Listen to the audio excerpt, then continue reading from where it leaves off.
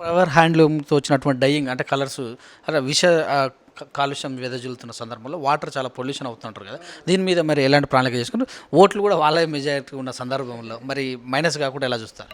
నిజంగా అది చాలా బ్యాడ్ సిచ్యువేషను. పొలిటికల్గా అయితే ఇబ్బందికరమైన సిచ్యువేషన్. తమిళనాడులో మొత్తం డయింగ్ బ్యాన్ చేశారు.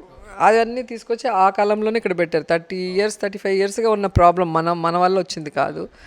కానీ మేమైతే మా హస్బెండ్ మేము ఓటు రాజకీయం కోసము ఈ ఈ విషయాన్ని పిల్లలకి కంటిన్యూ చేయకూడదు. ఎందుకంటే ఎక్కడ బోర్ వేసినా కలర్ వస్తూ ఉంటుంది అటు సైడ్. రెసిడెన్షియల్ ఏరియాలోనే లూమ్స్ పెట్టడం వల్ల సో వాళ్ళందరినీ కూడా ఒక ప్లేస్కి షిఫ్ట్ చేసి అన్ని డైరీస్ ఒక చోటుకు వచ్చి ఈటీపీ ప్లాంట్ అన్న పెట్టాలి.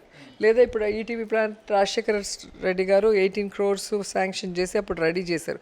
దాంట్లో అయినా కనెక్ట్ చేసుకోవాలి. గ్రౌండ్లో వదిలితే మాత్రం ఒప్పుకోమని క్లియర్గా చెప్పాం. కానీ అపోజిషన్ వాళ్ళు మీరు వదలండి, వాళ్ళు కట్ చేస్తే మేము వచ్చి ధర్నా చేస్తామని ప్రెస్ మీట్లు ఇస్తారు. అంటే వాళ్ళకి ఎంతసేపు టీడీపీ వాళ్ళకి ఓట్ల రాజకీయం తప్ప ప్రజల ఆరోగ్యం గురించి కానీ పిల్లల భవిష్యత్తు గురించి కానీ ఆలోచనే ఉండదు. సో మనము వాళ్ళని ఒకటి కంట్రోల్ చేసినప్పుడు వాళ్ళకి ఒక బెనిఫిట్ ఉండాలి కాబట్టి మొన్న యూనిఫామ్స్ వీవింగ్ ఇచ్చాం. సో మీకు బతుకుతారు మేము ఇస్తాము. సో ఈ వాటర్ పొల్యూషన్ కంట్రోల్ చేసే విధంగా మీరు కనెక్షన్ ఇచ్చుకొని దానికి అయ్యే ఛార్జెస్ మీరు కట్టుకోవాలని చెప్పడం జరిగింది.